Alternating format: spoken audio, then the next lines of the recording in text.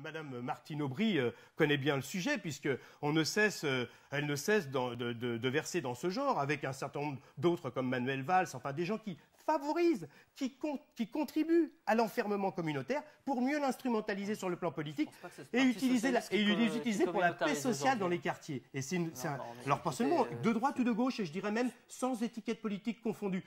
Toute étiquette politique confondue, c'est un vrai problème pour la démocratie française, c'est qu'on ne tombe pas effectivement un peu plus loin dans ce clientélisme religieux qui est une catastrophe pour tout le monde. Parce que je pense que ça contribue à aliéner les droits des individus à des religions qui parlent en leur nom. C'est une dérive du politique dans certaines villes et au niveau local, mais pas au niveau national. Au niveau national, c'est d'autres débats. Mais revenons en France, puisque vous parlez du modèle français. Moi, je pense qu'aujourd'hui, la laïcité, si on en débat autant, c'est qu'elle est en panne. Il y a à un moment donné, on parlait de vivre ensemble, et aujourd'hui, le vivre ensemble n'existe plus. Pourquoi aujourd'hui les communautés s'organisent? Parce qu'à un moment donné, la République les abandonne, tout simplement. On parlait d'égalité des droits, des ghettos sociaux. Pourquoi aujourd'hui ces ghettos existent et perdurent?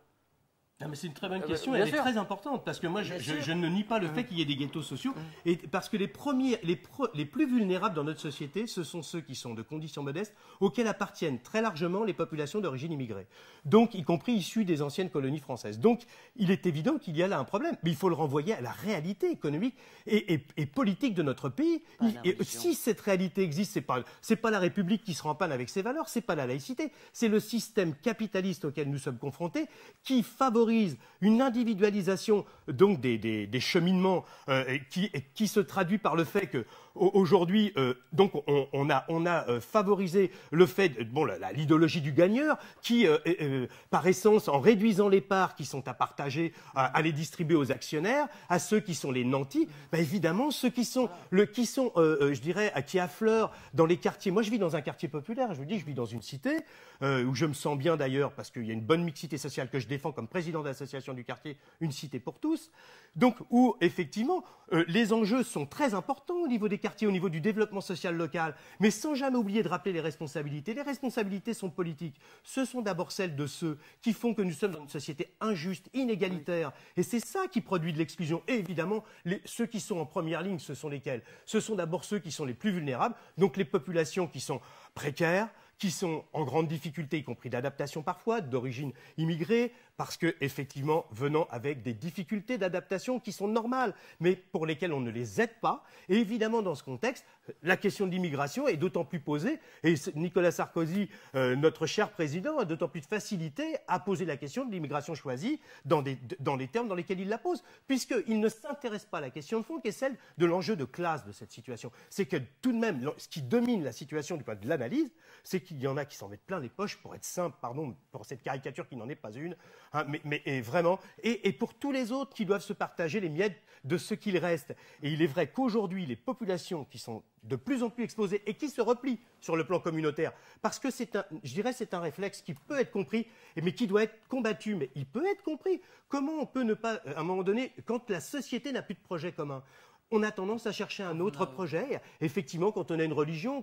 ou quand on a une origine, quelle qu'elle soit, ou effectivement on peut s'interroger sur la communauté qu'on peut avoir avec la société dans laquelle on vit du fait de ces fractures et de ces divisions qui sont liées aux questions sociales et donc à des discriminations sociales qui découlent d'une situation de discrimination de classe. Eh bien effectivement on peut être amené à se tromper de chemin et à croire que c'est dans le repli communautaire qu'on trouvera la solution à ces problèmes. Alors que moi, participant à des débats dans des quartiers avec des gens qui prônent la séparation, moi j'appelle toujours les jeunes à se battre pour l'égalité, à se l'approprier. L'égalité, elle leur appartient à condition qu'ils s'en emparent, parce qu'elle ne viendra pas toute seule. Mais aussi, c'est de savoir à quoi ils ont affaire. Ils ont affaire aussi à des enjeux de classe, et s'ils les oublient, on va leur tenir un discours qui va les convaincre que leur situation ne sera le fait que de discrimination, et les faisant se retourner contre le reste de la population, ce qui est une erreur terrible. Et c'est exactement ce qui s'est passé aux États-Unis, où pendant des années, on a fait le culte de la différence qui a conduit à la différence des droits.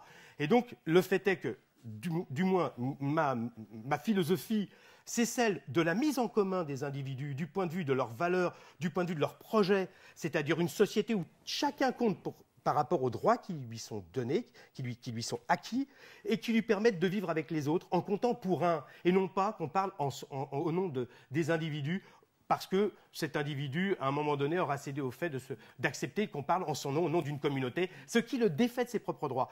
Pourquoi? Parce que si on veut pouvoir sortir de ce système, injuste de ce système de classe, il est clair qu'il faut que les gens puissent se rassembler et qu'ils mettent en commun leurs difficultés. Et pour cela, il ne faut pas qu'ils l'attribuent à un racisme ici qui peut exister, Le racisme existe dans la société française. Mais il a été prouvé qu'en mai 2002, lors des présidentielles de 2002, il a été 82,2% des Français. Non. Là, c'est pas un sondage. Là, c'est les Français qui ont voté 82,2% contre des électeurs. Bah, bien sûr, mais enfin en masse, ils ont voté. Ils ont voté en masse contre Le Pen. Bah oui, mais attendez, il n'y a pas un autre pays, il n'y a pas un autre pays où on ait pu faire cette expérience en grandeur nature. Attendez. Ça c'est le racisme appris aux enfants de 8 ans. Le racisme, c'est Le Pen, ça c'est ce qu'on nous bassine, ça fait 30 ans qu'on nous bassine sur l'idée que le racisme, c'est le Front National. Le racisme est parfaitement circonscrit dans la société française, c'est Le Pen, c'est le Front National, il est là, il est géographique, on sait que eux c'est les méchants, et le reste de la société, ils sont sympathiques. Ce qu'on ne dit pas, c'est que le racisme, c'est pas un sentiment circonscrit à une partie de la population qui vote le Front National. Le racisme est un système de domination, mon cher monsieur. Mais ça peut être un système de domination, mais ce n'est pas le cas en France. C'est un système. Vous savez, moi je travaille dans la protection de l'enfance en danger. Donc vous me laissez, je peux vous laisser parler, mais le fait est que vous dites des choses tellement inexactes. Non, je dis des choses parfaitement exactes. Le racisme. Mais bon, on en viendra. Le racisme. Intervenez si vous voulez. Non, mais c'est bien. Non, 2 secondes. Le racisme. Allez-y, il y avait des blancs. Moi, j'ai pas hésité à intervenir. Je pense que c'est un débat important. Il ne faut pas laisser le champ libre. Non, mon cher Guilain, vous avez le droit d'intervenir. Vous dites ce que vous voulez. Ça peut être une superposition de soliloque, on vient et on assène ses vérités. Oh oui, alors ça c'est très facile. Excusez-moi, mais non, moi ce genre de remarques, passez au contenu, s'il vous plaît. Mais j'allais y venir. Si vous m'interrompez, si vous voulez parler tout le temps, vous pouvez en parler.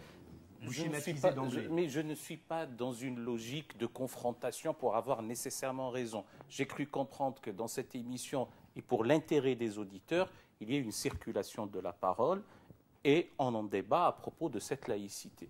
Si ça devient simplement un monologue, moi je privilégie l'écoute. Et ce n'est pas une démission. D'ailleurs, il eût mieux valu qu'il y eut un animateur mais pour je suis cela. complètement d'accord avec vous. De ce point de vue-là, et à un moment donné, j'ai failli m'autoproclamer comme celui qui modérerait le débat, mais je ne voulais pas régenter non plus. Mais c'est le principe de l'émission. Alors, si c'est le principe, mais nous n'allons pas, c'est le principe de l'émission. Il faut jouer le jeu de l'émission. Vous voyez, moi je joue le jeu. Que nous n'allons pas nous entendre. Tu peux modérer. Ça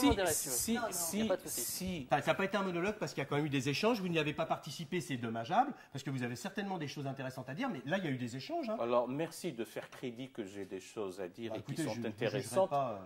Vous le dites là à l'instant, donc je vous en sais gré, et c'est très bien. Mais ça a couvert toute une gamme de sujets, allant depuis le Coran qui infériorise la femme jusqu'au racisme, passant par les États-Unis, etc., qu'à un moment donné, ne serait-ce que par rigueur méthodologique, il faut qu'on sache de quoi on parle. Est-ce qu'on parle de la laïcité? Est-ce qu'on parle de la gangue sociétale dans laquelle se trouvent les fameux issus d'eux? On ne sait d'ailleurs pas de quoi et d'où ils sont issus. Quand on est de 5e génération, on est déjà de souche. Moi, je ne comprends pas pourquoi les donneurs de leçons qui sont fraîchement membres de la communauté nationale osent parler des issus d'eux, alors qu'ils sont là depuis X générations et qui ont payé le tribut du sang. Donc là, simplement, de quoi parlons-nous au juste? On parle de laïcité. La laïcité, au risque de me répéter, n'est plus, vous qui êtes historien, cher Guilain Chevrier, d'abord, ça a fait comme apparition en 96 avec Clément Ier. Et puis c'est resté dans le vocabulaire uniquement théologique de l'Église catholique. On a 2 états fondamentaux, l'état clérical et l'état laïque. Ça veut dire qu'à un moment donné, on est baptisé, faisant partie du peuple de Dieu, tout en étant laïque, tout simplement parce qu'on ne fait pas partie de l'ordre clérical. Ce n'est que par la suite, et durant notamment le XXe siècle, qu'il y a eu cette notion d'une laïcité comme neutralité, comme ça a été si bien dit, de l'État par rapport aux options religieuses ou non, d'ailleurs, des citoyens. De ce point de vue-là, puisque c'est une idée qui vous est chère et qui est chère pour nous. Faisons en sorte que cette laïcité puisse abriter, c'est le parapluie sous lequel nous nous abritons tous, pour ce mieux vivre ensemble qui nous est cher. Nous y arriverons en dépassionnant le débat, nous y arriverons avec une vision de respect pour le citoyen quel qu'il soit. Et il vaut mieux, au lieu de se gargariser encore une fois de termes relevant du verbiage creux de la République, d'intégration, d'égalité qu'on ne voit pas et dont vous avez dit qu'il faudrait s'en emparer, eh bien parler davantage d'une citoyenneté. Une citoyenneté, c'est pas vous qui êtes mis en cause en disant cela. Très bien. Non, mais je parlais des services publics tout à l'heure. Moi, je travaille dans le secteur de la protection de l'enfance en danger, puisque j'ai eu des responsabilités comme formateur à l'Institut du travail social. Les services publics, à la fois dans les personnels qui composent ces services publics, sont tout à fait de toutes origines. À partir du moment où ils sont français, ils accèdent à tous les postes par concours, donc par-delà toute origine. Et pour les usagers qui fréquentent ces services, bien évidemment, nous veillons au respect du fait qu'on réponde à leurs besoins, par une égalité de traitement de leur situation. Ce qui est tout à fait fondamental. Je fais partie des gens qui travaillent sur ces questions et qui sont en situation de surveillance, précisément, de cette égalité de traitement. Donc, si vous voulez, il ne faut quand même pas dire qu'en France, il n'y a pas d'égalité de traitement. Nous sommes dans le seul pays qui a un modèle social comme le nôtre et qui permet, par exemple, je prends l'exemple du RSA. Moi, je suis pas un chevalier blanc du RSA. Mais par contre, indéniablement, là, sur un dispositif comme celui-là, on passe de 30 000 bénéficiaires du RMI à 80 000 bénéficiaires pour ceux qui étaient dans une situation précaire avec un salaire minoré. Donc simplement, ça va concerner toutes les populations. Il n'y a pas de problème d'origine ou de culture là-dedans. Donc il faut quand même bien voir qu'on est le seul pays comme ça. Regardez les pays en Europe, le nombre de pays en Europe où il y a des ministres d'extrême droite ou qui peuvent être considérés comme l'étang. Ça peut inquiéter. Moi, ça m'inquiète. Parce qu'effectivement, il y a des dérives. Parce qu'on isole les communautés. On joue sur l'isolement. On joue sur une diabolisation et sur une non-égalité de traitement. Parce que la France, elle a une autre démarche. Donc, je ne dis pas que l'égalité est absolument acquise pour tout le monde et dans toutes les conditions. Mais on ne peut pas dire qu'en France, il n'y a pas l'égalité. L'égalité rien que sur la laïcité n'est pas appliquée. Ce dont vous faites allusion. Il n'y a pas d'égalité. Ce dont vous faites allusion à propos du RSA et du RMI, ce n'est pas ça que je mets en cause et ce n'est pas ça le but de mon propos. Si vous voulez des exemples, moi j'aimerais bien voir... Je parlais des 80 000 bénéficiaires, excusez-moi parce que je n'ai pas précisé, 30 000 bénéficiaires dans le département du Val-de-Marne, donc qui étaient du RMI et 80 000 du RSA, donc dans ce département bientôt. Pardon, excusez-moi. Non, mais je vous en prie, je vous en prie, voilà. Et c'est très bien, et il vaut mieux, et vous avez tout à fait raison, il vaut mieux préciser les choses quand il y a lieu de le faire. Dans mon esprit, cette égalité qui nous est chère, et peut-être à laquelle on essaie de tendre asymptotiquement, je ne dis pas qu'on va y arriver tout de suite, c'est de voir une isomorphie ou une représentation nationale, les composantes de la nation et son élite. Combien de recteurs d'académie, combien de préfets, combien de ministères régaliens, combien d'ambassadeurs, combien de chefs d'état-major sont-ils conformes à la représentation nationale? Quand vous parlez d'égalité, ce sont ces questions-là qu'on met tout de suite sur la table. Je ne dis pas qu'il faut que nécessairement ça soit le cas tout de suite, mais il faut y tendre. Et d'ailleurs, on a accusé un énorme retard. Deuxième point qui me paraît tout à fait important, et je m'arrêterai là, parce que je ne tiens pas à mon niveau aussi monopoliser la parole, c'est cette fameuse notion d'identité nationale. Maintenant, on a même un département ministériel qui s'en occupe.